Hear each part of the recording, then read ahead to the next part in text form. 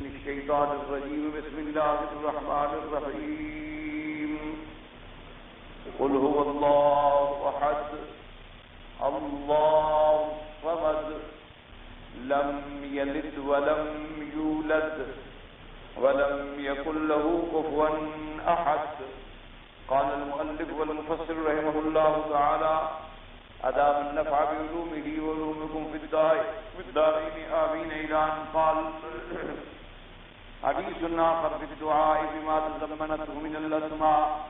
قال النسائي عند تفسيرها: حدثنا عبد الرحمن بن خالد قال حدثنا زيد بن الحباب قال حدثني مالك بن مغول قال حدثنا عبد الله بن بريدة عن أبيه أنه دخل مع رسول الله صلى الله عليه وسلم المسجد فإذا رجل يصلي يدعو يقول: اللهم إني أسألك بأني أشهد أن لا إله إلا أنت الأحد الصمد الذي لم يلد ولم يولد ولم يكن له كفوا أحد. قال: والذي نفسي بيده لقد سأله باسمه الأعظم الذي إذا سئل به أعطى وإذا دعي به أجاب. وقد أخرجه بقية وأصحاب السنن من طرق عن مالك بن مغول وعبد الله بن بريدة عن أبيه به. وقال الترمذي رحمه الله تعالى: حسن غریب. اب مفسر رحمۃ اللہ علیہ سورۃ الاخلاص کے فضائل میں جو احادیث مبارکہ وارد ہوئی ہیں وہ نقل فرما رہے ہیں. اس ضمن میں یہ حدیث مبارک بھی انہوں نے نقل فرمائی ہے کہ عبداللہ ابن بریدہ فرماتے ہیں اپنے باپ بریدہ سے، اور بریدہ کہتے ہیں کہ انہو دخل مع رسول اللہ صلی اللہ علیہ وسلم، کہ میں حضور پاک صلی اللہ علیہ وسلم کی معیت میں آپ کے ساتھ مسجد میں داخل ہوا. فَإِذَا رَجُلٌ يُصَلِّي يَدْعُو، وہاں ایک آدمی نماز پڑھ رہا تھا اور اس کے بعد دعا مانگ رہا تھا، اور اس دعا میں اس نے جو دعا مانگی تو ابتداء دعا میں یہ الفاظ کہے کہ اللہم انی اسألک بانی اشہد، یا اللہ میں تم سے سوال کرتا ہوں اور اس بات کی گواہی دیتا ہوں بان لا الہ الا انت الواحد الاحد الاحد الا انت الاحد، تمہاری ہی ذات ہے وحدہ لا شریک ہے، جو بے نیاز ہے، جو نہ کسی کو جینا نہ کسی سے جینی گئی. ولم یکن لہ کفوا احد، اور نہ ہی اس کی کوئی مثال اور شبیہ ہے. اور جب اس نے اس کے بعد دعا مانگی تو آقا انعامدار خاتم الانبیاء حضور پاک صلی اللہ علیہ وسلم نے فرمایا: والذی نفسی بیدہ، مجھے قسم ہے اس ذات پاک کی جس کے قبضہ قدرت میں میری جان ہے، لقد سالہ باسمہ العظم، کہ اس بندے نے اسم آدم کے ساتھ دعا مانگی ہے، یعنی اس صورت مبارک میں اسم اعظم ہے. الذی اذا سئل بہ، جس کے ساتھ کوئی سوال کرے وہ دیا جاتا ہے، اور اس کے بعد کوئی چیز مانگے تو اس کی دعا مقبول ہوتی ہے اللہ تبارک و تعالیٰ کے ہاں. تو حضور پاک صلی اللہ علیہ وسلم نے ارشاد فرمایا کہ بھئی اس بندے نے جو دعا مانگی ہے یہ اسم اللہ العظم کے ساتھ دعا مانگی، کیونکہ ویسے قاعدہ یہ ہے دعائیں مانگنے کا جو اللہ نے قرآن مقدس میں خود حکم فرمایا ہے.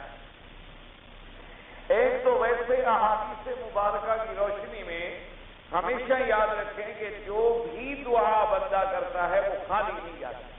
اللہ تبارک و تعالیٰ کسی کی محنت کو ضائع نہیں فرماتا، کیونکہ یہ قاعدہ ہے کہ واللہ لا یضیع اجر المحسنین، اللہ تبارک و تعالیٰ محسنین کا اجر و ثواب جو ہے وہ کبھی ضائع نہیں فرماتا.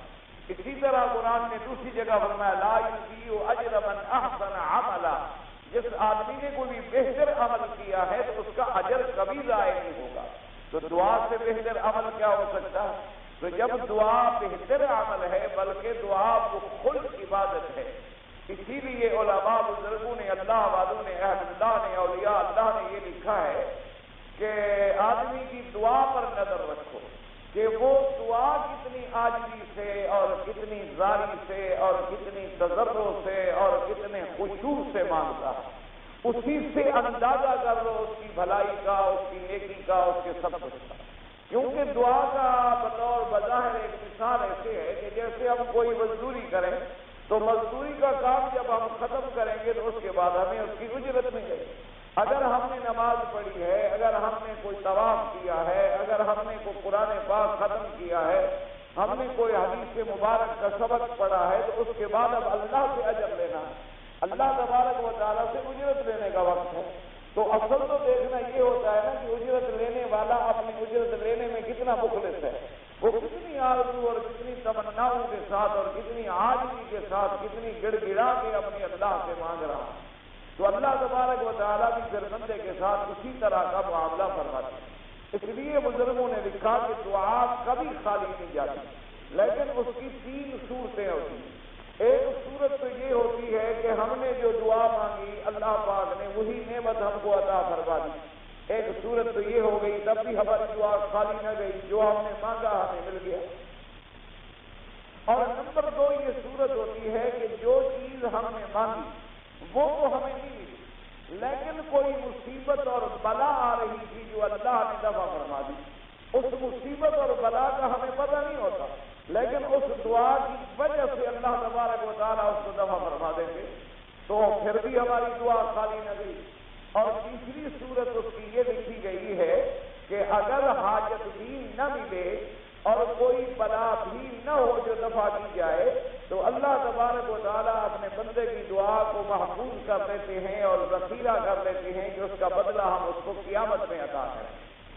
تو حدیث مبارک میں یہ بھی الفاظ آتے ہیں کہ جب اپنی دعاؤں کا بندے کو قیامت میں بدلہ ملے گا تو اس وقت وہ تمنا کرے گا کہ اے کاش مجھے دنیا میں تو کوئی بدلہ ملتا ہی نہیں، مجھے تو سارے بدلے اگر آج ملتے تو زیادہ بہتر تھا۔ تو اس لیے دعا جو بھی ہم مانگتے ہیں وہ کسی بھی حال میں خالی نہیں جاتی۔ یہ قاعدہ ہے، 3 صورتوں میں کوئی نہ کوئی صورت جو ہے وہ ضرور پیش آتی۔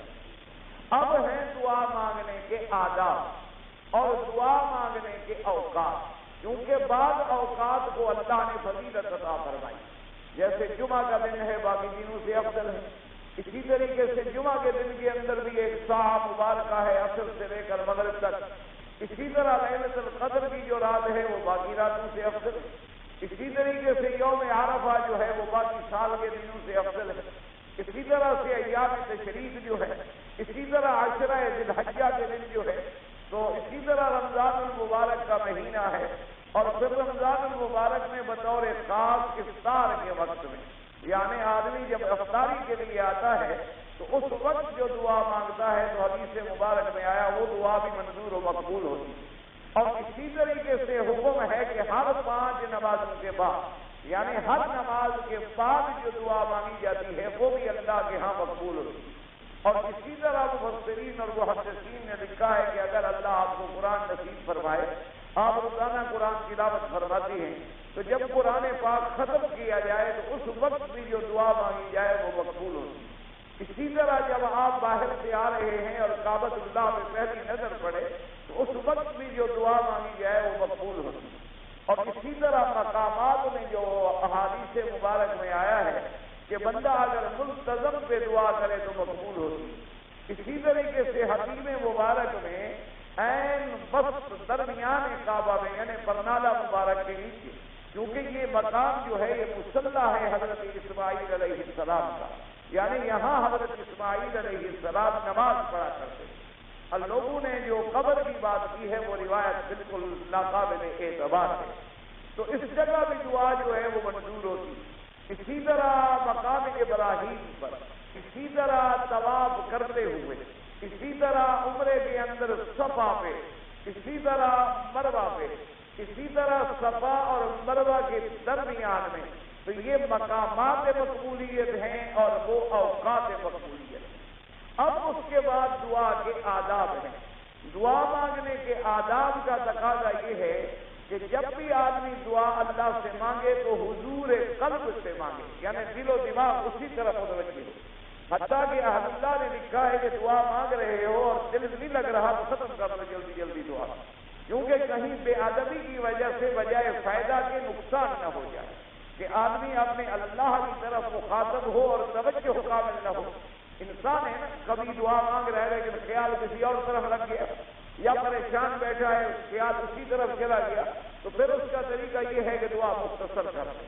اور دعا میں اگر دل لگ رہا ہے، طبیعت لگ رہی ہے، جی چاہ رہا ہے کہ میں اور مانگوں، تو اس گھڑی کو غنیمت سمجھے گا، یہ دعاؤں کے منظور ہونے کا وقت ہے کہ اللہ تبارک و تعالیٰ کی طرف سے جب رحمت آتی ہے بندے پر تو انسان کے دل کو ایک طمانینت اور سکون حاصل ہوتا ہے. جیسے کہ خداوند قدوس نے قرآن مقدس میں فرمایا کہ جب ہم نے صحابہ رضوان اللہ علیہم اجمعین کی گھبراہٹ کا وقت آیا تو اندر سکینت ہم نے اپنی سکینہ اور اطمینان اور رحمت ان پہ نازل کر دی. اسی طرح حضرت سیدنا ابی بکر صدیق رضی اللہ تعالی عنہ آپ جب غار میں تھے اور آپ جب گھبرا گئے وَأَنزَلَ اللَّهُ سَكِينَتَهُ عَلَيْهِ، اللہ فرماتی ہیں کہ ہم نے ان کے اوپر اپنی خاص طور پر ایک سکینہ، ایک رحمت اور ایک طمانینت نازل فرمائی جس سے ان کے دل کو ہم نے تسلی عطا فرما دی. تو جب آدمی کا دل لگ رہا ہے تو مانا یہ ہے کہ رحمت نازل ہو رہی ہے، اس وقت پھر اپنی دعاؤں کو زیادہ سے زیادہ لمبا کریں. اسی لیے علماء کرام نے استدلال فرمایا کہ جب اللہ تبارک و تعالیٰ نے حضرت موسیٰ علیہ السلام سے کلام فرمایا اور اللہ نے فرمایا کہ وما تلک بیمینک یا موسیٰ، موسیٰ علیہ السلام تمہارے ہاتھ میں کیا ہے؟ تو موسیٰ علیہ السلام نے جواب میں کہا کہ قال ہی عصائی اتوکأ علیہا واہش بہا علی غنمی ولی فیہا مآرب اخری. یا الہ العالمین، یہ میرا عصا ہے، لکڑی ہے، اور اہش بہا علی غنمی، اپنی بکریوں کے لیے اس عصا سے میں ان کے پھل توڑ کے ان کے اوپر ڈالتا ہوں، درختوں سے پتے وتے توڑ کے ان کو کھلاتا ہوں، اور اس کے بعد یہ ہے کہ اگر تھک جاؤں تو اس پر ٹیک لگا کے کھڑا بھی ہو جاتا. اور میرے اللہ اس کے علاوہ اور بھی میں نے اس سے کئی کام لینے ہوتے. کبھی مجھے کوئی موزی چیز جانور نظر آ جائے تو اسی سے کام لیتا ہوں، اور کبھی میں نے کچھ اپنے اوپر سایہ بنانا ہو تو کپڑا لٹکا لیتا ہوں، کبھی میں نے سامان اٹھانا ہو تو گٹھڑی اس میں ڈال کے اپنے کندھے پہ رکھ دیتا ہوں، اور کبھی پانی نکالنا ہو، پانی نہ پہنچے تو اسی کو رسی باندھ کے گرا کے پانی کھینچ لیتا ہوں. اور بھی بڑی ابھی مآرب اخری، اور میرے اس کے اندر کئی حاجتیں اور ہیں جو میری پوری ہوتی ہیں. تو اب علماء نے جن کی نظر وسیع ہوتی ہے، اللہ تبارک و تعالیٰ ان کی قبروں پہ کروڑوں رحمتیں فرمائے، انہوں نے اس سے مسئلہ نکالا. انہوں نے کہا کہ دیکھیں، جب اللہ نے فرمایا تھا کہ تمہارے ہاتھ میں کیا ہے، یہ تو نہیں فرمایا تھا کہ اس کو تم کس کس کام میں لگاتے ہو. یہ تو علیحدہ سوال ہے. سوال تو صرف اتنی ہے کہ تمہارے ہاتھ میں کیا ہے. تو جواب اتنا ہے کہ یا عصائی، کہ بس میرا عصا ہے، ختم ہو گئی بات. لیکن اگلی تفصیل جو موسیٰ علیہ السلام نے شروع فرما دی تو اس کی کیا وجہ تھی؟ تو اس لیے علماء نے فرمایا کہ موسیٰ علیہ السلام اللہ کے رسول ہیں، اللہ کے نبی ہیں، جہاں لاکھوں ولی بھی ان کے قدم کے برابر بھی نہیں پہنچ سکتے. ان کے مقام تو اتنے بلند ہوتے ہیں نبیوں کے اور رسولوں کے علیہم الصلوات والتسلیم. تو وہ سمجھ گئے کہ اللہ نے جب مجھے کلام بخشی ہے تو آج اللہ کی خاص رحمت ہے کہ فرشتے کے بغیر میرا رب مجھ سے ہم کلام ہو رہے ہیں. تو لہذا میں بات کو لمبا کروں، جتنی بات میں لمبی کروں گا اور مجھے فائدہ حاصل ہو جائے گا اللہ کی کلام سے. اس لیے علماء نے فرمایا کہ اگر دعا مانگنے میں تمہاری طبیعت لگ رہی ہے، تمہیں سکون مل رہا ہے اور تمہیں یعنی شوق ہو رہا ہے کہ بھائی ماشاءاللہ اور مانگے، یہ مانگنے کا وقت ہوتا ہے، ایسے وقت کو ضائع نہ کیا جائے. اور اسی طرح دعا مانگنے کے آداب میں یہ ہے کہ دعا مانگنے سے پہلے آدمی حضور پاک صلی اللہ علیہ وسلم پہ درود شریف پڑھے. جتنی پڑھ سکتا ہے 3 دفعہ پڑھے، 7 دفعہ پڑھے، 11 دفعہ پڑھے، ورنہ بالکل بھی نہ پڑھ سکتا ہو تو 1 دفعہ تو ضروری ہے. 1 دفعہ پڑھنا جو ہے وہ دعا سے پہلے ضروری ہے. اسی طرح دعا کے آخر میں بھی درود شریف پڑھنا ضروری ہے، کیونکہ امام شافعی رحمۃ اللہ علیہ بڑا عجیب مسئلہ استنباط فرمایا. انہوں نے فرمایا بھی ہماری دعا تو چاہے عرش پہ جائے نہ جائے لیکن حضور کا درود نہیں ضائع ہوگا. تو جب درود شریف آگے بھی ہوگا پیچھے بھی ہوگا تو ہماری دعا بھی ساتھ چلی جائے، تو ہماری دعا جو ہے وہ بھی خالی نہیں جائے. اس لیے درود شریف پہلے بھی پڑھے اور دعا کے آخر میں بھی درود شریف پڑھے، اور درود شریف پڑھنے کے بعد اللہ کی حمد و ثنا کرے. اللہ کی حمد و ثنا کا بہتر طریقہ یہ ہے کہ سورۃ فاتحہ پڑھے. اس میں حمد بھی آ گئی، ثنا بھی آ گئی، دعا بھی آ گئی، تمام اللہ کی نعمتیں آ گئی. تاکہ ہر آدمی تو اب ہر چیز یاد نہیں کر سکتا، لیکن سورۃ فاتحہ پڑھنا تو مشکل نہیں ہوتا الحمدللہ. سورۃ فاتحہ پڑھ لے اور اس کے بعد اللہ کے جو نام مبارک ہیں ان ناموں سے دعا مانگو، کیونکہ یہ قرآن کا حکم ہے، وَلِلَّهِ الْأَسْمَاءُ الْحُسْنَى فَادْعُوهُ بِهَا۔ اللہ نے فرمایا اللہ کے لیے بہت ہی پسندیدہ پیارے نام ہیں، ان کے ساتھ اللہ سے مانگا کرو، تو اللہ کے اسماء کے ساتھ دعا مانگو۔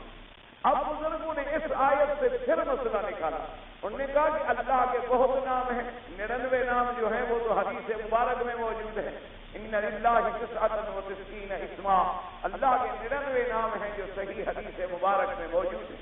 ویسے ان کے علاوہ بھی علماء نے اللہ کے اسماء پر کتابیں لکھی ہیں، بعض لوگوں نے 1000 نام جمع کیا ہے اور بعض لوگوں نے 3000 نام جمع کیے ہیں، جیسے کہ ابن کثیر رحمۃ اللہ علیہ کی بھی بڑی مشہور کتاب ہے اسماء پر، الاسنا فی اسماء اللہ الحسنی، بڑی معروف کتاب ہے ان کی، تو علماء نے بہت نام جمع کیے، لیکن بہرحال جو احادیث صحیحہ میں ہیں ان میں تو کوئی شبہ ہی نہیں ہے۔ باقی اسماء میں تو چلو کلام ہو سکتا ہے کہ بھئی شاید یہ نام ہے یا نہیں ہے، لیکن جو اسماء قرآن میں ہیں یا صحیح حدیث میں ہیں ان کے اندر کوئی شبہ نہیں۔ تو اب علماء نے لکھا ہے کہ اگر ان اسماء میں سے جو اس کے کام کے مطابق اسماء ہوں ان ناموں کو سامنے رکھے تو پھر دعا زیادہ منظور ہوتی ہے، پھر دعا جو ہے جلدی منظور ہو جاتی ہے۔ کیا مانا؟ جیسے مثلا آپ رزق کے لیے دعا مانگ رہے ہیں تو رزاق کون ہے؟ اللہ تبارک و تعالی ہے۔ اسی طرح وہاب کون ہے؟ عطا فرمانے والے اللہ تبارک و تعالی ہے۔ اسی طریقے سے اگر آپ کسی لطف و عنایت کے طلبگار ہیں تو لطیف بھی اللہ کے اسماء میں سے۔ اسی طریقے سے آپ کسی کی محبت کے طلبگار ہیں، وجود میں وہ مانا پایا جاتا ہے، تو اس لیے علماء نے بھیا سے رحمان ہے، رحیم ہے۔ اسی طرح اللہ تبارک و تعالیٰ کے اسماء مبارکہ میں اور اسماء ہیں اللہ کے جو صفات ذکر کی گئی ہیں ان کی مناسبت سے دعا مانگے تو زیادہ منظور ہے۔ اور بعض چیزیں جو ہیں اور ان تمام اسماء میں ایک اسم اعظم ہے۔ اسم اعظم کی یہ خصوصیت ہے کہ اگر وہ بندے کو مل جائے اس کے بعد جو بھی دعا مانگے گا تو وہ فوراً مقبول ہو جائے، یعنی اللہ تبارک و تعالیٰ اس کو فوراً قبول فرما لیتے۔ لیکن اسم اعظم چونکہ اتنی اہم چیز ہے اس کو اللہ نے چھپا دیا ہے کہ میرے ناموں میں اسم اعظم ہے، بس تمہارا کام ہے کہ تلاش کرو، تمہارا کام ہے کہ تم محنت کے ساتھ ہر نام کے ساتھ دعائیں مانگتے رہو۔ جب اللہ تبارک و تعالیٰ چاہیں گے اور اسم اعظم کی موافقت تمہیں مل جائے گی تو تمہاری دعا فوراً منظور ہو جائے۔ اسی طریقے سے جیسے حدیث پاک میں آیا کہ لا الہ الا انت سبحانک انی کنت من الظالمین، آیت کریمہ کے بارے میں بھی حضور نے فرمایا کہ اس کے اندر بھی وہ ایک چیز اعظم ہے کہ جس سے دعا مانگی جائے فوراً منظور ہوتی ہے۔ اس لیے اسی طرح اس حدیث مبارک میں آیا کہ جو آدمی اس طرح دعا مانگتا ہے اللہم انی اسألک بانی اشہدک انک انت اللہ لا الہ الا انت الاحد الصمد الفرد الذی لم یلد ولم یولد ولم یکن له کفوا احد، تو حضور نے فرمایا اس کے اندر بھی اسم اعظم ہے۔ اسی طرح بعض علماء نے فرمایا کہ آیت الکرسی کے اندر بھی اسم اعظم ہے۔ اسی طرح بعض علماء نے فرمایا کہ جب آپ آخری آیتیں پڑھتی ہیں آل عمران کی تو اس کے اندر بھی اسم اعظم ہے۔ اور اسی طرح آتا ہے کہ جب آپ آیتیں پڑھتی ہیں سورۃ الحشر کی آخری آیتیں پڑھتی ہیں هو الذی لا الہ الا هو عالم الغیب والشہادہ هو الرحمن الرحیم هو اللہ الذی لا الہ الا هو الملک القدوس السلام المؤمن المہیمن العزیز الجبار المتکبر سبحان اللہ عما یشرکون هو اللہ الخالق البارئ المصور له الاسماء الحسنى یسبح له ما فی السماوات وما فی الارض وهو العزیز الحکیم۔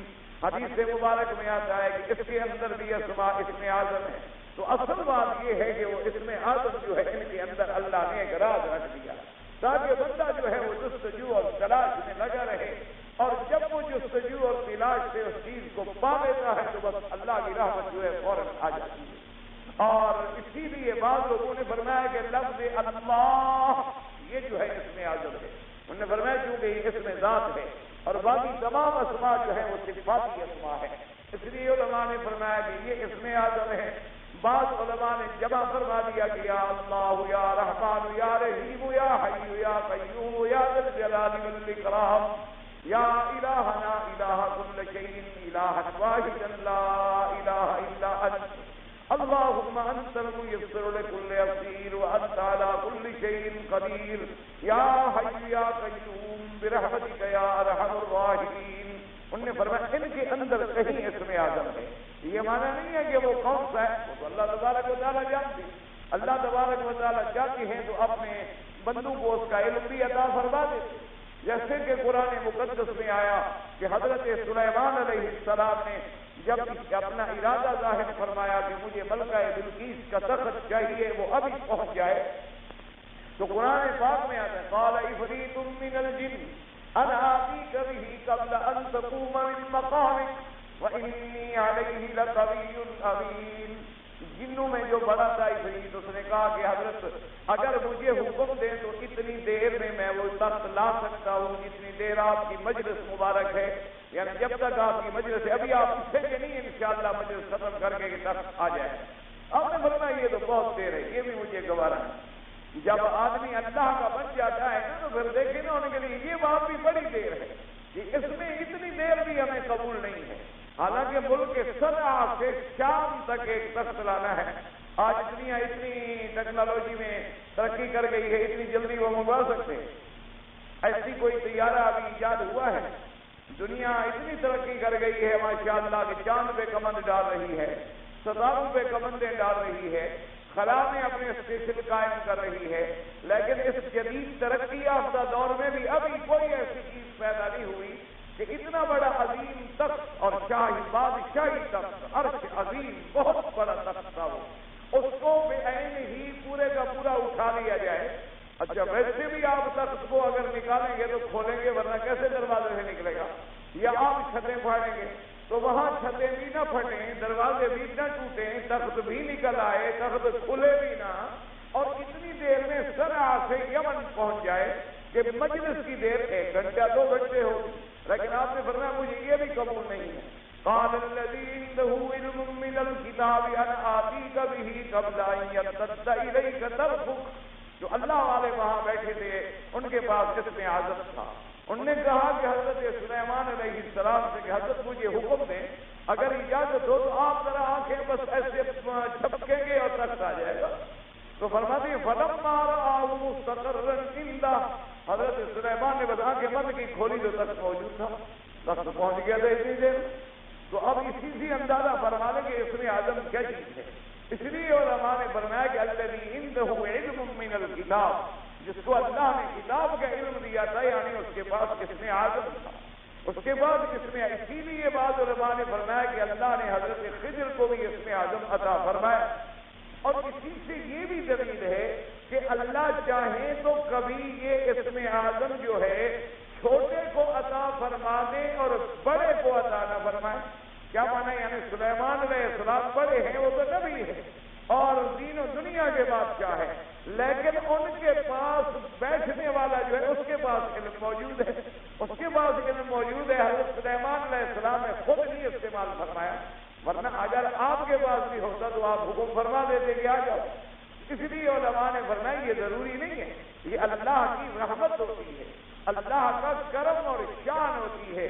کبھی اللہ بیٹے کو اتنا اونچا کر دیتی ہے کہ باپ پیچھے رہ جاتے، کبھی اولاد میں سے سب سے چھوٹے بچے کو اللہ عالم بنا دیتے ہیں اور باپ جاہل ہوتا، اور کبھی اللہ تبارک و تعالیٰ بڑے کو عطا فرما دیتے ہیں اور چھوٹے جاہل ہوتے ہیں. اس لیے یہ اللہ کی دین ہے، جس کو چاہے ذالک فضل اللہ، یہ اللہ کا فضل ہے. یؤتیہ من یشاء، وہ جس کو چاہے عطا فرما دے. تو اسم اعظم کے اندر یہ خصوصیت ہے. اور اسی کے ساتھ علماء نے یہ بھی لکھا ہے کہ جیسے مثلا آیت کریمہ ہے یا جیسے حسبنا اللہ ونعم الوکیل ہے، انہوں نے فرمایا کہ جب آدمی ان کلمات کو پڑھے اور دعا مانگے اور اس کو اگر دل میں شک ہو کہ پتہ نہیں میری دعا منظور ہوگی یا نہیں ہوگی، تو نے فرمایا خطرہ کرے کافر ہو جائے. انہوں نے فرمایا تو خطرہ ہے اس کے کفر کا، ڈر ہے کہ وہ کہیں ایمان سے نہ نکل جائے۔ اور جب ایک عالم سے حضرت شاہ ولی اللہ محدث دہلوی رحمۃ اللہ علیہ، اللہ ان کی قبر پہ کروڑوں رحمتیں فرمائے، جو حدیث کے بھی امام تھے اور اللہ پاک نے انہیں بڑے مراتب عطا فرمائے، انہوں نے جب یہ مسئلہ بیان کیا تو ایک آدمی نے، طالب علم نے پوچھ لیا کہ حضرت انسان ہے تو کفر کا ڈر کیوں نے؟ فرمایا کہ جب قرآن میں موجود ہے کہ لا الہ الا انت، اللہ نے قرآن میں فرمایا کہ فنادى في الظلمات لا اله الا انت سبحانك انی كنت من الظالمین فاستجبنا له ونجیناه من الغم وكذلك ننجي المؤمنین، کہ جب اس آیت کریمہ کے ساتھ میرے پیغمبر نے مانگا تو ہم نے فوراً اس کی دعا، اللہ فرماتے ہیں جب اس سے مانگا تو ہم نے فوراً منظور کر دیا۔ اس کو شک ہے کہ منظور ہونا ہو تو پھر قرآن پر بھی یقین نہیں ہے، تو جب قرآن پر یقین نہ ہوا تو مانا یہ ہے یہ کفر میں جا پڑا۔ اسی لیے انہوں نے فرمایا جیسے قالوا حسبنا اللہ ونعم الوکیل، جب صحابہ نے کہا، قرآن نے کہا فوراً فانقلبوا بنعمت من اللہ وفضل لم یمسسهم سوء، ہم نے ان کے کلمہ کہنے کی دیر تھی کہ پھر اپنی نعمت کے ساتھ ان کی تکلیفوں کو اچھائیوں میں اور رحمت میں بدل ڈالا۔ تو فرماتی ہے کہ جب اللہ نے فا کے ساتھ فرمایا، اور فا تاکید کے لیے ہوتی ہے کہ اس کلمے کہنے کے فوراً بعد، اس کلمے کے فوراً بعد ہم نے ان کی دعا منظور فرما دی، تو یہ شک کر رہا ہے تو گویا پھر قرآن پر بھی اس کو یقین نہیں، تو جب قرآن پر یقین نہیں ہے تو پھر ایمان کہاں رہ گیا باقی۔ اسی لیے حدیث مبارک میں آتا ہے کہ ایک بی بی صاحبہ نے، شاید بی بی زینب تھی رضی اللہ تعالی عنہا نے بی بی عائشہ سے پوچھا رضی اللہ تعالی عنہا، حضرت صدیقہ ابنت صدیق رضی اللہ تعالی عنہا سے پوچھا، انہوں نے کہا بی بی مجھے ایک بات بتائیں، راز کی بات ہے لیکن مہربانی کریں مجھے ضرور بتائیں۔ بی بی عائشہ کی بڑی محبت تھی بی بی زینب سے، باوجود اس کے کہ آپس میں سوکنے تھی لیکن پیار تھا، محبت تھی۔ تو انہوں نے فرمایا بی بی میں نے آپ سے کبھی کچھ نہیں چھپایا، آپ پوچھیں کیا پوچھنا چاہتی ہیں؟ انہوں نے کہا اللہ نے جو آپ کی شان اتنی بلند کی ہے کہ قرآن میں 2 رکوع تیری مدح میں اتر آئے، یعنی 2 رکوع کامل اللہ کے قرآن میں صرف تیری شان میں اتر آئے، تیری صفائی میں اللہ نے قرآن پاک میں گواہی دے دی، اور 2 رکوع نازل فرما دیے جو قیامت تک پڑھے جائیں گے۔ اتنی بڑی شان جو تمہیں ملی ہے، مجھے ایمان سے کہو کہ سب سے پہلے جب تم پر یہ مصیبت ٹوٹی تو تم نے کیا پڑھا تھا، وہ راز مجھے بتلا دو۔ تو بی بی عائشہ نے کہا خدا جانتا ہے کہ سب سے پہلے مجھ پر یہ مصیبت جو ٹوٹی، ایک تو جب میں پیچھے رہ گئی اور قافلہ چلا گیا اور حضرت صفوان آئے تو میری زبان پہ فوراً نکلا حسبنا اللہ ونعم الوکیل، کہ میرا اللہ ہی مجھے کافی ہے اور وہی سب سے بہتر نگہبان ہے۔ اور دوسری دفعہ جب مجھے ام مصطح نے بتلایا کہ بی بی تمہارے اوپر تو تہمت لگ گئی ہے، لوگ باتیں کر رہے ہیں، تو پھر بھی میری زبان سے نکلا حسبنا اللہ ونعم الوکیل۔ تو بی بی زینب نے کہا عائشہ خدا کی قسم یہ اسی کلمے کی برکت ہے، یہ اسی کلمے کی برکت ہے کہ اللہ تبارک و تعالیٰ نے تیری کیسے نگرانی کی، کیسے تیری حفاظت کی کہ تیری شان میں، تیری صفائی میں پورے 2 رکوع قرآن کے نازل فرما دیے۔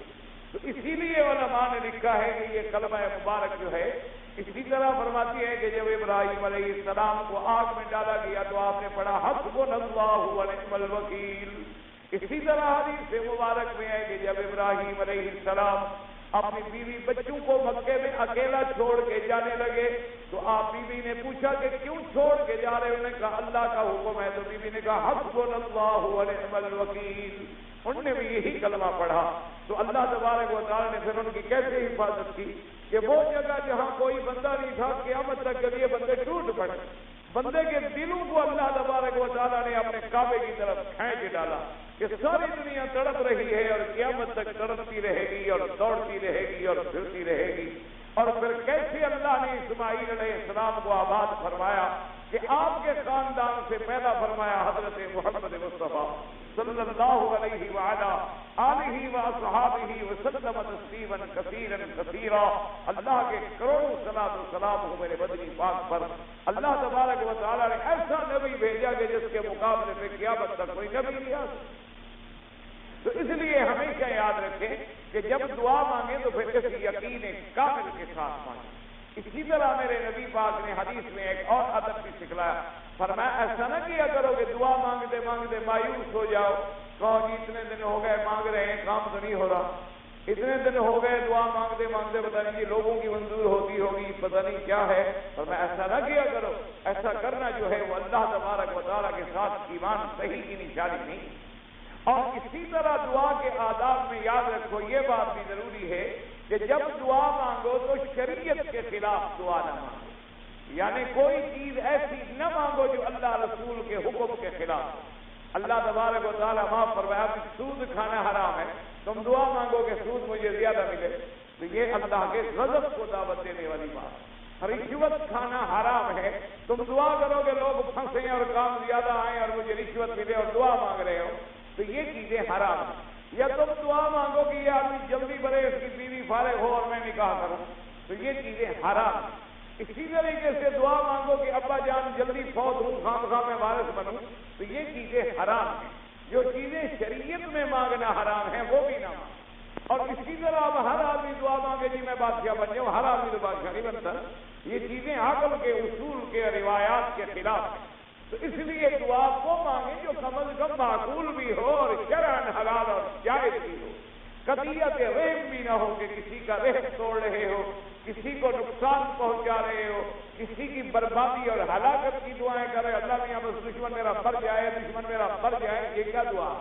دشمن کے بارے میں یہ بھی تو دعا ہو سکتی ہے نا کہ اللہ اس کو ہدایت عطا فرمائے، اللہ تبارک و تعالیٰ اس کی دشمنی کو دوستی میں بدل دے، اللہ اس کے دل سے بغض کو نکال دے، اللہ تبارک و جو ہے۔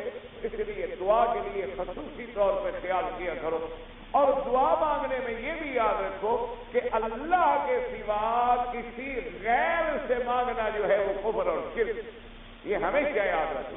یعنی کوئی آدمی جبرائیل سے مانگے، میکائیل سے مانگے، انبیاء سے مانگے، اولیاء سے مانگے، کسی شمس و قمر سے مانگے، سورج چاند سے مانگے، تاروں سے مانگے، یہ سب شرک ہے۔ دعا صرف مانگی جائے گی کس سے؟ اللہ تبارک و تعالیٰ سے۔ اس لیے ہمیشہ یاد رکھو۔ اور اسم اعظم کی تلاش کے بارے میں ایک آسان بات میں آپ کو بتلا دوں، اس کا بہتر طریقہ یہ ہے کہ قرآن میں جتنی آیات میں اسماء اللہ کا ذکر ہے وہ ساری آیتیں، اور حدیث مبارک میں جو 99 نام ہیں ان سب کو یاد کر لو۔ ایک دفعہ سارے پڑھ کے بیٹھ گیا اور دعا مانگ لی، کون سا مشکل ہے، 10 منٹ بھی نہیں لگتے آدمی کے، تو اس لیے ہمیشہ یاد رکھا کریں۔ اور ویسے جو ہوتا ہے نا جی ایسے کہ بس لوگ اشتہار لگا کے بیٹھے ہوتے ہیں، بعض ہم نے دیکھے ہیں کہ جی عامل ہے، عامل اسم اعظم کا بیٹھا ہوا ہے اور آپ کی حاجتیں پوری ہو جائے گی، شادی نہ ہوتی ہو جائے گی، فلاں نہ ہوتی ہو جائے گی، اور وہ اسم اعظم کا جو عامل ہے خود بیٹھا ہوا ہے تمہارے 5 روپے لینے کے لیے، اخبار میں اشتہار دے رہا ہے کہ کوئی آئے مجھے 5 روپے دے اور میں اس کے لیے تویز لکھوں۔ جو خود اشتہار دے کے رزق کی تلاش میں ہے وہ بدبخت اسم اعظم کا عامل ہو سکتا ہے؟ اگر اس کے بعد اسم اعظم ہوتا اسے ضرورت ہی تمہارے آنے کی یا نہ آنے کی، تمہارے 2 روپے یا 5 روپے یا 10 روپے دینے کی کیا ضرورت تھی اسے؟ یہ سارے فریبی ہوتے ہیں، یہ سارے فراڈ کرتے ہیں۔ جن کے پاس ہوتا ہے وہ یہ موتی کبھی ظاہر ہی نہیں کرتے، وہ یہ کسی کو بتلاتے نہیں ہیں، اللہ والے بس کر دیتے ہیں، اور اللہ پاک اپنی رحمت سے لوگوں کی حاجات پوری فرما دیتے ہیں، اور وہ اظہار نہیں کرتے۔ کیوں؟ مشک کو ظاہر کرنے کی ضرورت کیا ہے؟ اگر آپ نے عطر لگایا ہوا ہے تو آپ کو بتانے کی ضرورت ہے کہ آپ نے عطر لگایا؟ عطر تو خود بتائے گا کہ آپ نے لگایا ہوا ہے، کیونکہ عطر کی خوشبو جو ہے وہ خود ہی واضح ہو جاتی ہے۔ تو جب اللہ تبارک و تعالیٰ کے لوگ اللہ والے جو ہوتی ہیں اللہ، جب وہ ایسی باتیں مانگتے بھی ہیں اور اگر کسی کا کام ہو بھی جائے تو وہ فوراً پھر اس کو اور پردہ ڈال دیتے ہیں تاکہ یہ بیچارہ کہیں عقیدے میں خراب نہ ہو جائے۔ مثلاً آپ کسی اللہ والے کے پاس گئے، آپ نے کہا حضرت دعا فرمائیں، اس نے دعا کی، آپ کا کام ہو گیا، آپ دوسرے دن گئے اور آپ نے جا کے کہا کہ حضرت الحمدللہ آپ نے دعا فرمائی تھی، میرا کام ہو گیا، کہ بھی اللہ کا شکر کرو میاں، میری دعا میں کیا رکھا، میری دعا میں کیا ہے، میری تو گندی زبان ہے، میں تو گناہگار بندہ ہوں، اللہ سے میں نے سوال کیا تھا، تمہاری اپنی دعا منظور ہو گئی ہوگی، بابا اس میں میرا کوئی سوال نہیں، جاؤ تم اپنے اللہ سے مانگا کرو، اللہ کا وہ بندے کو صحیح راستے پہ ڈالتے۔ یہ نہیں کہ وہ اشتہار دے کے دروازے میں بیٹھے ہوتے، اللہ تبارک و تعالیٰ کیسے ہمارے بزرگ تھے، فوت ہو گئے، اللہ ان کی قبر پہ کروڑوں رحمتیں فرمائے۔ دنیا شریف سے تھے ہمارے، یعنی ہمارے اساتذہ اور مشائخوں کے بھی شیخ تھے بڑے، تو اللہ ان کی قبر پہ کروڑوں رحمتیں فرما دے۔ حضرت بخاری رحمۃ اللہ علیہ پر ایک دفعہ بغاوت کا کیس ہو گیا، اور بالکل یقینی بات تھی، کیونکہ کیس جب بنے اور بنانے والے جب یہ فیصلہ کر لیں اللہ معاف فرمائے، اور پھر بغاوت کا کہ شاہ جی کو اس میں یعنی اگر کم از کم سزا ہوگی تو عمر قید ہوگی، ورنہ 99% یہ بات تھی کہ ان کو سزائے موت ہو، کیونکہ ان کے وکلاء نے جو شاہ جی کے اپنے وکیل تھے بڑے بڑے ماشاءاللہ، جو ایک اللہ کے دین والے کے لیے مفت مقدمات لڑ رہے تھے، انہوں نے دوستوں کو بتا دیا تھا کہ بھئی اس مقدمے میں کامیابی کا انہوں نے کہا کوئی سوال ہی پیدا نہیں، اس مقدمے میں ہم محنت کر رہے ہیں، ہم جان توڑ کر رہے ہیں محنت اور کوشش، لیکن انہوں نے کہا کہ آپ یہ کہیں کہ بخاری رحمۃ اللہ علیہ رہا ہو جائیں گے یا چھوٹ جائیں گے، یہ ہم آپ کو دھوکہ نہیں دینا چاہتے۔ کیس اتنا مضبوط ہے اور شہادتیں اتنی مضبوط ہیں کہ ان کے اندر کسی قسم کا کوئی شور نہیں ہے، جس نے بھی کیس بنایا ہے بڑا مضبوط کر کے بنایا ہے، اور پھر اس میں جو الفاظ ہیں ان سے شاہ جی کبھی انکار نہیں کریں گے۔ اگر شاہ صاحب نے کہے ہیں، شاہ صاحب کہیں گے، وہ تو کبھی اپنی بات سے نہیں منہ کریں گے، اس لیے یقین ہے کہ اس میں سزا ہو۔ تو خیر بہرحال بڑی لمبی چوڑی بات ہے، تو اس میں ان بزرگوں کو بڑی تکلیف تھی اس زمانے میں، تو اب ہوتا تو پھر یہی ہے نا کہ ہم غریبوں کا، طالب علموں کا اور مولویوں کا ہمارا کون سا کوئی طاقت ہوتی ہے، زور ہوتی ہے؟ وہ تو مثال ہماری مشہور ہے نا کہ ملا کی دوڑ مسجد تک، ہم تو پھر بھاگے بھاگے مسجد میں چلے جائیں گے، اللہ میاں رحم کرو، اور کہاں جائیں، اور ہمارے کوئی ذرائع ہوتے ہیں یا ہماری کوئی بات سنتا ہے، تو ہر آدمی اپنے اپنے دوستوں کے پاس دوڑا اور بزرگوں کے پاس کہ حضرت دعا کریں، شاہ جی سے بڑے مشکل وقت آ گیا ہے، اور ایک دین اسلام کا سپاہی ہے اور ختم نبوت کا مجاہد ہے اور حضور کی نبوت کے لیے ہی لڑ رہا، تو ان کو بڑا خطرہ ہے کہ سزائے موت ہو جائے گی۔ حضرت عبداللہ صاحب رحمۃ اللہ علیہ زندہ تھے، تو جب ان کو بات پہنچی تو لیٹے ہوئے تھے اور بیمار تھے، بڑے سخت طبیعت خراب تھی، تو جب آدمی جو گیا وہ میرے جیسا کوئی جاہل آدمی ہوگا کہ اس کو پتہ بھی نہیں ہوگا نا کہ بھی بزرگوں کی مجلس میں بات کیسے کی جاتی، انہوں نے عجیب انداز میں جا کے بات شروع کر دی، انہوں نے کہا جی بس سب اپنے اپنے بیٹھے ہوئے ہیں، بڑے بڑے بزرگ بنے ہوئے ہیں، بڑے بڑے شیخ بنے ہوئے ہیں، بخاری پھانسی چڑھ رہا ہے اور تم لوگ سو رہے ہو مجلس سے۔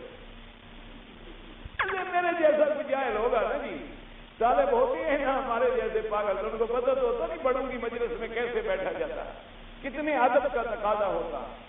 تو جب اس نے ایک دفعہ بھی کہا، حضرت بڑے حوصلے والے تھے، بڑا علم تھا، تو حضرت چپ رہے، اور اس اللہ کے بندے کو پتہ نہیں کہ جنون چڑھا ہوا تھا، اس نے پھر کہہ دیا، اس نے پھر کہا تو حضرت پھر بھی چپ ہو گئے، تو اس نے پھر تیسرے دفعہ خدا کے بندے نے وہی بات کہہ دی اسی انداز میں، حضرت غصے میں اٹھے اور ایسے زمین پہ ہاتھ مارا اور فرمانے لگے کیا کہہ رہے ہو، کیا کہتے ہو؟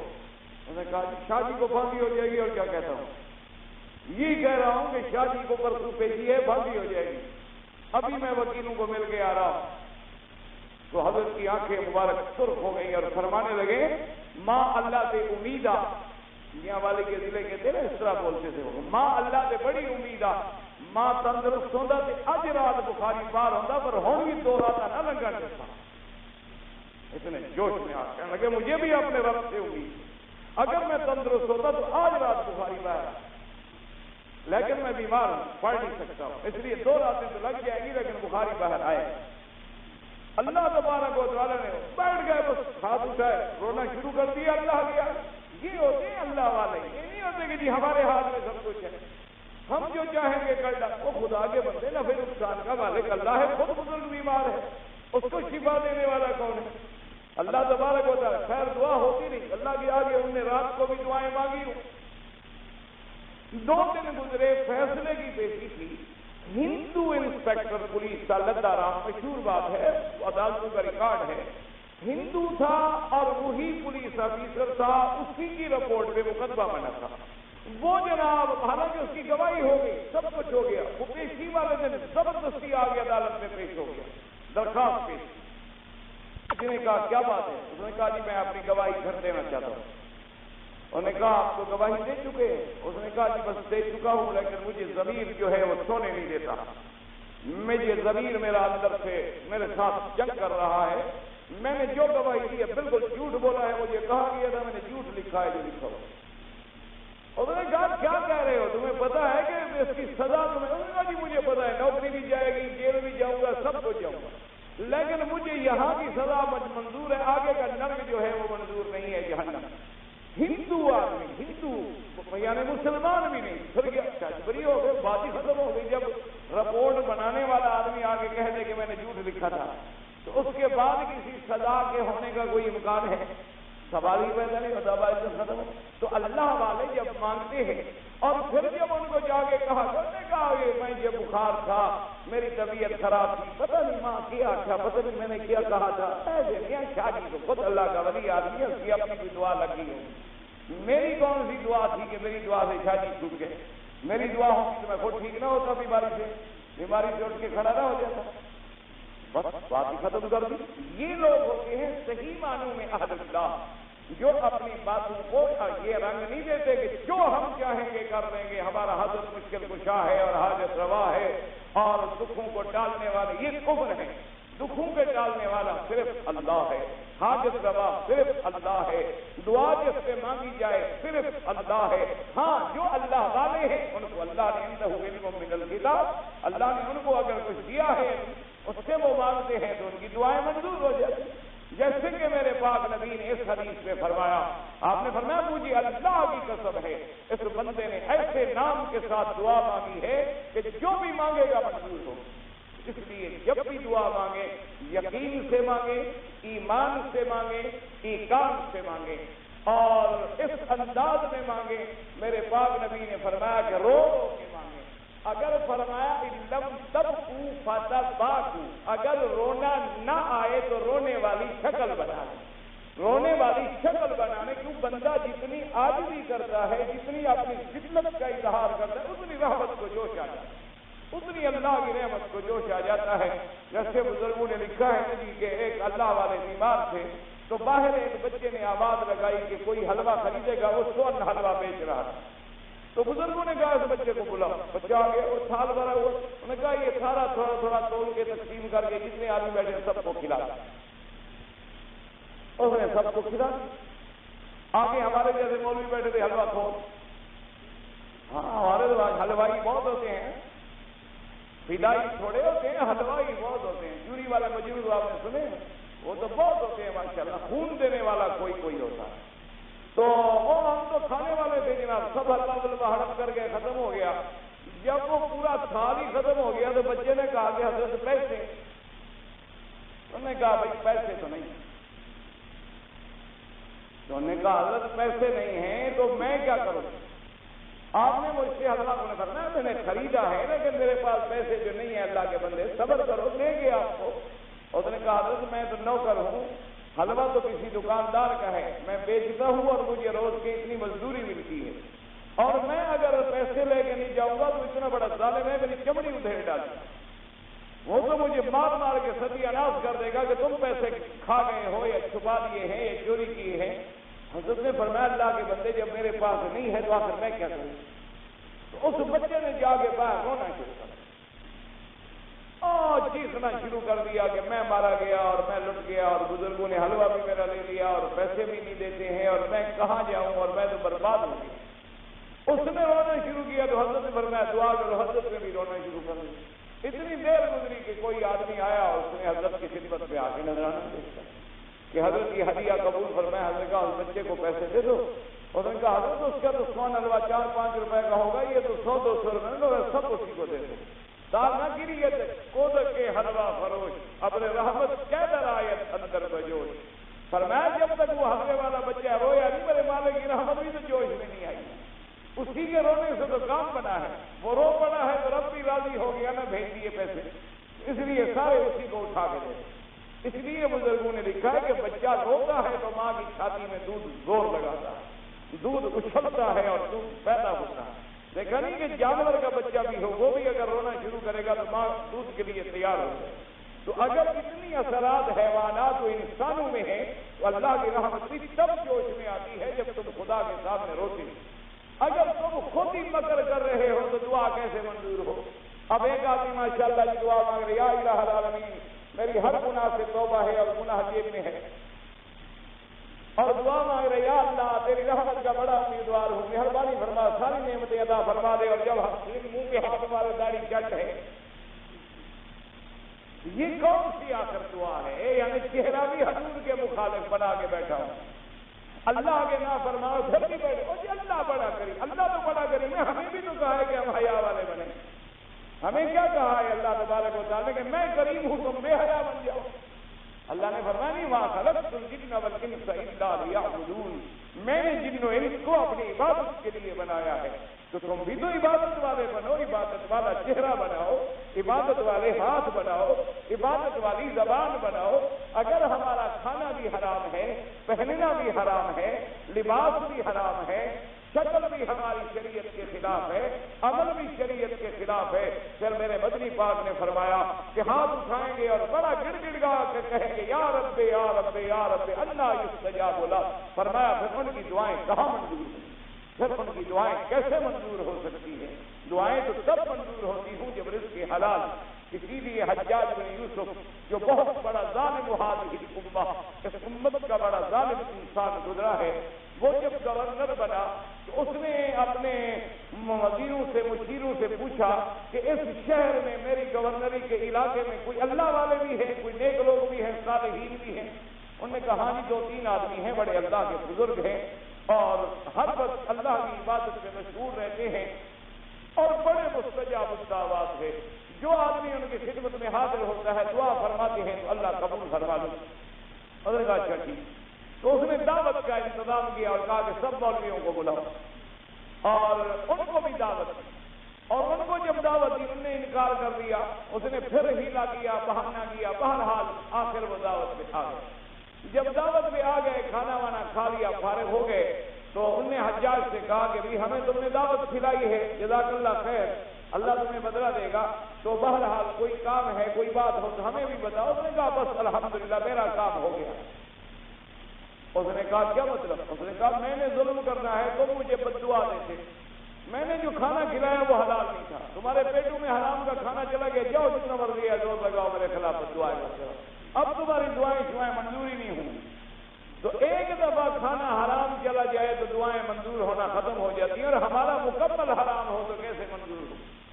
ہمارا معاملہ ہی حرام پر ہو کہ پوری زندگی ہی نعوذ باللہ حرام کے رزق پہ گزر جائے، گھر بھی حرام سے بنے، بدن بھی حرام سے بنے، کپڑے بھی حرام سے بنے، بچوں کو بھی ہم نے اسی حرام سے پالا ہو، اور پھر اس کے بعد یہ تو اللہ کا کرم ہے کہ ہم زندہ ہیں اور دنیا میں چل رہے ہیں. ہم زمین پہ ورنہ چلنے کے ہم قابل نہیں ہیں. یہ تو اللہ تبارک و تعالیٰ کا احسان ہے، منت ہے، کرم ہے، عنایت ہے، رحم ہے، وہ ارحم الراحمین ہے. تو دعا کے لیے میرے بھائی یہ بھی ضروری ہے کہ اپنے رزق کو حلال بناؤ، اپنی زبان کو گندے کاموں سے بچاؤ، گندی باتوں سے زبان کو بچاؤ. جتنی دیر تم گندی باتیں کرتے ہو اتنی دیر اچھی باتیں کرو. اگر اچھی باتیں کرنے کی توفیق نہیں ہے تو چپ بیٹھے رہو. زبان کو بند رکھنا جو ہے یہ بھی بڑی اچھی بات ہے. جیسے کہ بی بی رابعہ بصریہ رحمت اللہ علیہا، ان کے بارے میں ایک بہت بڑی بات آئی ہے، بڑی عجیب بات انہوں نے کی. ایک دفعہ انہوں نے دیکھا کہ ان کے جو حلقے میں بیٹھنے والے لوگ تھے یعنی مریدین تھے حلقے میں آنے والے، تو وہ شیطان کے بارے میں بحث کر رہے ہیں کہ شیطان رجیم ہے، ملعون ہے، مردود ہے، مطرود ہے، اس پہ اللہ کی کروڑوں لعنتیں ہوں، اور شیطان ایسا ہے اور ایسا ہے. بی بی صاحبہ نے سنا تو فرمایا کیا کر رہے ہیں؟ انہوں نے کہا سزا کرنا بھی ہماری شیطان. ہم شیطان کے بارے میں بات چل پڑی تھی تو انہوں نے کہا جتنی دیر تم دشمن کو یاد کرتے رہے اتنی دیر اپنے محبوب اللہ کو کیوں نہیں یاد کیا؟ جتنی دیر تم نے آدھا گھنٹہ لگا دیا شیطان ایسا شیطان، اتنی دیر تم اپنے رحمان رحیم کو یاد کر رہے تھے، تم اپنے اللہ کو یاد کر رہے تھے. ضروری بات تھی کہ آدمی دشمن کے ذکر میں اپنی زبانوں کو گندا کر دے، اپنی زبانوں کو آلودہ کر دے. اس لیے ہمیشہ یاد رکھیں کہ دعا کے لیے یہ ضروری ہے کہ ہماری زبان بھی پاک ہو، ہمارے دل بھی پاک ہو، ہمارے بدن بھی پاک ہو، ہمارا رزق بھی حلال ہو، عقل بھی حلال ہو، صدق کے مقال ہو، اور دعا بھی دل سے نکلے۔ جیسے کہ ایک واقعہ علماء نے لکھا کہ کسی بزرگ کی خدمت میں ایک طالب تھے، انہوں نے کہا جی مجھے اسم اعظم سکھلا دو۔ یہ لوگوں کو بڑا خیال ہوتا ہے، دیکھتے ہیں نا کہ مولویوں کو روٹی اچھی مل رہی ہے، کھانا اچھا کھاتے ہیں، کپڑے شپڑے ٹھیک ٹھاک پہنتے ہیں، وہ سمجھتے ہیں ان کے پاس اسم اعظم ہے۔ وہ اسم اعظم نہیں ہوتا، وہ تو ساری دنیا کا مال کھا رہے ہیں، کہاں اسم اعظم ہے؟ وہ تو یہ ہوتا ہے کسی نے قلم ہمیں لا کے دے دی، کسی نے جوتا لا کے دے دیا، کسی نے ٹوپی خرید کر کے دے دی، کسی نے چولا خرید کر کے دے، ہم بڑے آدمی بن گئے کھاؤں، ساری دنیا کماتی ہے، ہم کھاتے ہیں۔ یہ کون سا اسم اعظم ہے؟ اسم اعظم تب ہوتا کہ تم سب کو کھلانے والے بنتے، کھانے والے نہ بنتے۔ اسم اعظم تب ہوتا ہے کہ جب تم دینے والے بنو، لینے والے نہ بنو۔ تو جب گزارا ہی جن کا لینے پر ہو، جو ایک گھر کے محتاج نہیں بلکہ ساری دنیا کے محتاج ہوں، ان کے بارے میں یہ حسن ظن ہوتا ہے بلا وجہ۔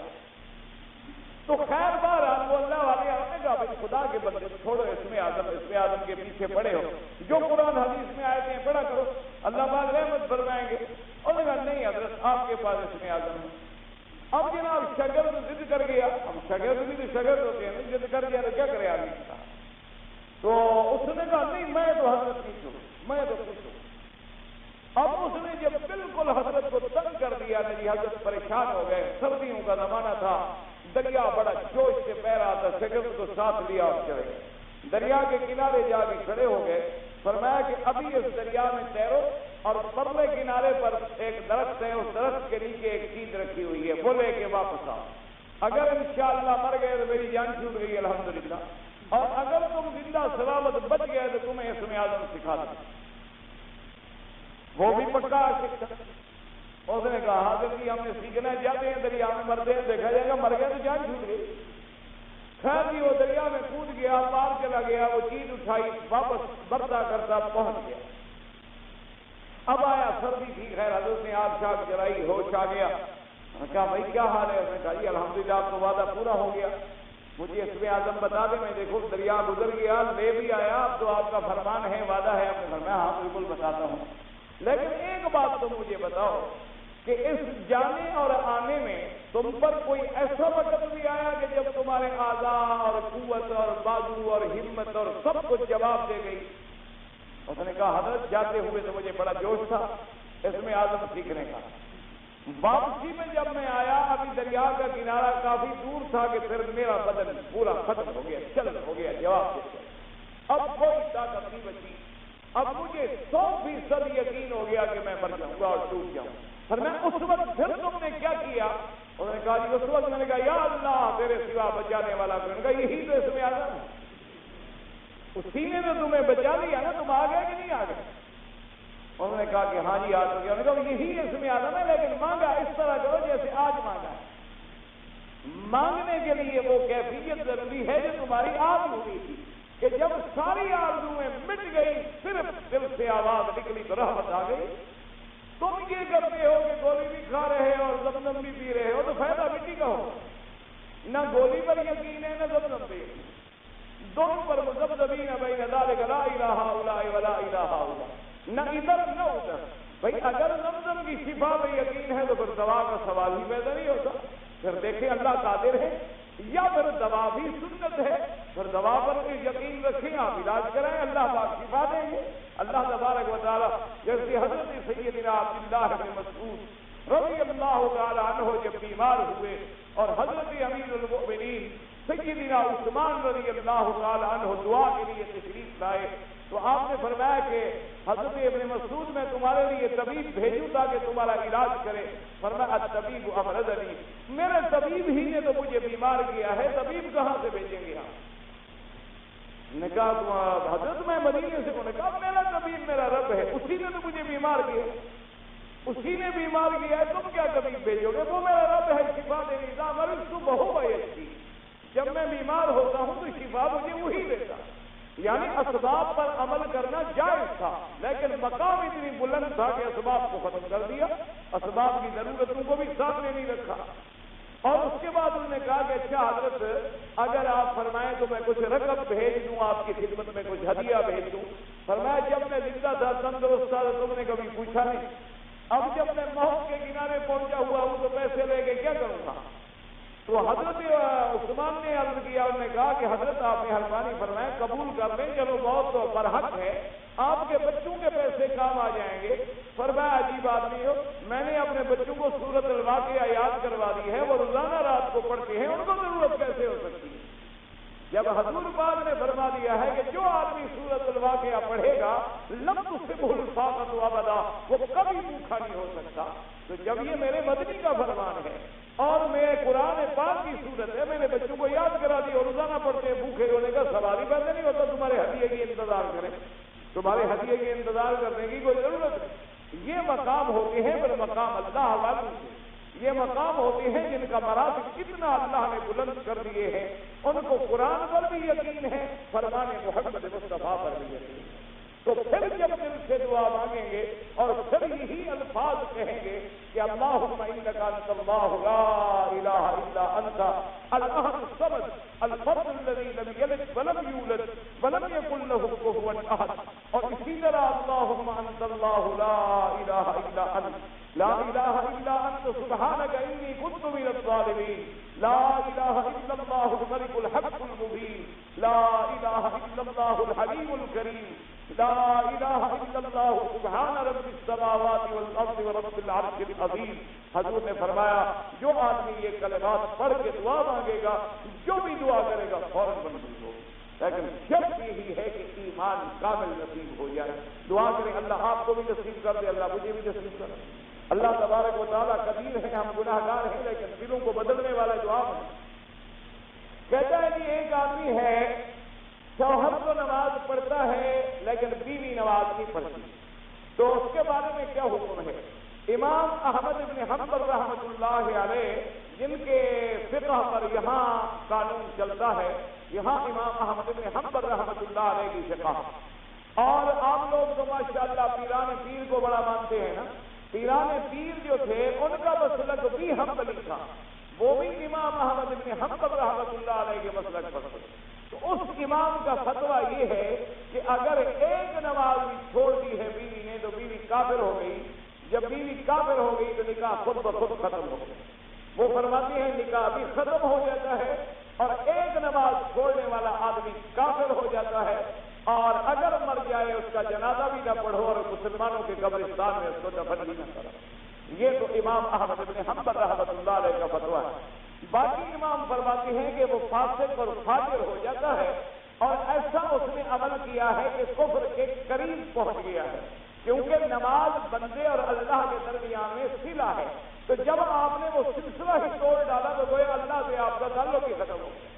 تو بہرحال آپ کوشش کریں، شوہر کی ذمہ داری ہے، شوہر کی مسئولیت ہے کہ اپنی بیوی کو نماز پڑھائے۔ کیا اس خاوند کا کپڑے دھوتی ہے، کھانا پکاتی ہے، خاوند کے حقوق ادا کرتی ہے، صرف نماز والی بات نہیں مانتی؟ یہ کیسے ہو سکتا؟ صاف بات ہے کہ شوہر جو ہے وہ مدنیت ہے، ورنہ اگر شوہر حکم دے کیسے ہو سکتا ہے کہ بیوی نماز نہ پڑھے؟ اور اگر میرا حکم نہیں مانتی ہے تو ایسی بیوی کو رکھنے کی ضرورت ہی نہیں۔ جو اللہ کے رسول کے فرمان پہ عمل نہ کرے ایسی بیوی سے خدا کرے بیوی نہ ہو تو بہتر۔ گرمیوں میں جب امام صاحب نماز پڑھانے کے لیے مثلا چلے جاتے ہیں مقبری کے نیچے، تو سب سے اول کون سی ہوگی؟ جو امام کے پیچھے ہوگی۔ ایک چھوٹی بات یاد رکھیں، ہر سب سے اول وہ ہوتی ہے جو امام کے پیچھے، جہاں امام ہے اس کے پیچھے جو ہے وہ سب سے اول ہے۔ لیکن کعبہ شریف میں ایک اور فضیلت بھی ہے، وہ فضیلت یہ ہے کہ اگر کسی کو وہ صف نہ ملے تو دوسری طرف جو صف کعبہ شریف کے قریب ہو زیادہ اس کو بھی سب سے اول کا حکم ہوتا۔ اگر میں نے مثلاً غسل جنابت کیا اور میں بغیر کپڑے کے تھا، میں نے ننگے حالت میں غسل کیا اور وضو بھی میں نے پہلے کیا اور غسل کر لیا، تو بعد میں مجھے وضو کرنا ہوگا؟ نہیں کرنا ہوگا، کچھ نہیں، ننگے ہونے سے یہ تو نہیں، ننگے ہونے سے غسل ہو جاتا ہے، وضو کچا رہ جاتا ہے۔ یعنی عجیب بات ہے، ان لوگوں کا اتنا عقل نہیں، یہ کامن سینس کی بات ہے۔ بھئی وضو تو چھوٹی سی حد سے ہے نا، چھوٹی چیز سے وضو ہوتا ہے، بڑی پلیدی ہو تو غسل ہوتا ہے، تو جب بڑی پلیدی کا علاج تو ننگے میں ہو گیا، چھوٹی پلیدی والا نہیں ہوا۔ یہ عجیب کامن سینس ہے، کوئی وضو کافی ہے اور وضو کرنے کی کوئی ضرورت نہیں۔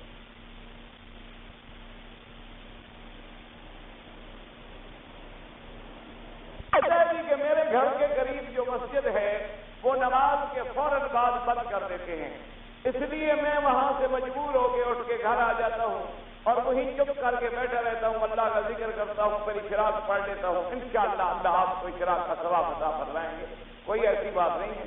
ویسے تم ایک طریقہ اور بھی کر لو، گھر کے اندر ایک چھوٹی سی جگہ کو ویسے اپنے ایک نیت کر لو مسجد، جب وہاں سے آؤ کر وہیں بیٹھ جائے تو آسانی کے ساتھ مسئلہ جو ہے وہ حل ہو جائے۔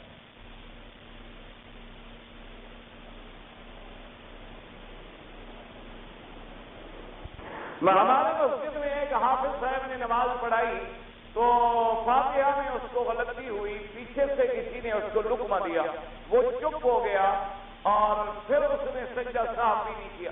بھائی چپ ہو گیا کا کیا مانا؟ یعنی چپ ہو کے پھر اس نے آیت پوری کی نہیں کی، یا 3 آیتیں پڑھ لی اس کے بعد کیا کیا؟ یہ تو آپ نے لکھا ہی، چپ ہو گیا۔ چپ ہو گیا کیا مانا؟ یعنی نماز ہی نہیں پڑھی یا آگے سورت پھر پڑھی نہیں، پھر فاتحہ کے بعد سورت ملائی نہیں ملائی، کیا کیا؟ جب وضاحت نہ کریں تو میں جواب کیا دوں؟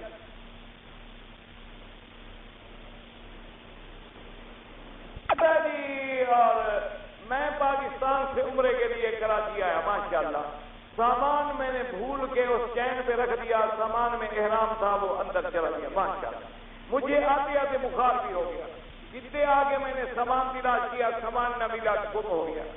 میں نے بی بی عائشہ کی مسجد سے نیا احرام خریدا، باندھا، طواف کیا، 7 چکر لگائے، 2 نوافل پڑے، طبیعت اس وقت بھی خراب تھی، تھوڑا بخار تھا، میں نے صفا مروا نہ کیا اور پہلے ہی سر کے بال کٹا دیے، ماشاءاللہ سبحان۔ میں کہا جی کیسے سارا کام کر کے مسئلہ پوچھنے آیا؟ تو اللہ کے بندے اگر تم پہلے پوچھ لیتے، اب 2 بکریاں مہربانی فرما کے ادا۔ ایک تو آپ نے احرام نہیں باندھا، سامان گم ہو جائے یا نہ گم ہو جائے، تمہارے جو کپڑے پہنے ہوئے تھے قمیص نکال کے بیٹھ جاتے، جہاز میں بیٹھے بیٹھے بغیر وضو بغیر نماز لبیک اللہم لبیک پڑھ لیتے، احرام ہو گیا۔ اگر تم مسئلہ پوچھ لیتے تو کوئی تکلیف ہی نہیں تھی، احرام بھول گیا آدمی کو، لیکن چادر تو ہے، سلوار تو ہے، قمیص نکال لے اور بیٹھے بیٹھے نفل بھی نہ پڑے کچھ نہ پڑے، نیت کر لے لبیک اللہم لبیک لبیک لا شریک لک لبیک، نیچے اتر کے چادر باندھ لے، وعلیکم السلام، کوئی بات نہیں، احرام آپ کا ٹھیک ہو جاتا۔ ایک تو آپ نے وہ احرام کھول دیا اور بخار تو تم نے کہا شاید رعایت ہو جائے گی، رعایت نہیں ہوگی اس میں، ورنہ بخار تمہیں نہیں تھا انشاءاللہ۔ وہ سامان جو گم ہو گیا نا اس کی پریشانی تھی، اور اس کے بعد اگر بخار ہوتا تو بی بی عائشہ کی مسجد کیسے پہنچ گئے؟ اور پھر نیت اب آپ کے احرام، اب پھر احرام خریدا ماشاءاللہ تو صفا مروا چھوڑ دیا، 1 بکری اس کی ہوگی، انشاءاللہ 2 بکری ادا کریں گے، بخار بھی ٹھیک ہو جائے گا، آئندہ غلطی بھی نہیں کریں۔ اگر میرے پاس اس وقت پیسے نہیں ہیں میں کیا کروں؟ جب اللہ پیسے دے تو مکے بھجوا کے بکری کرا دینا۔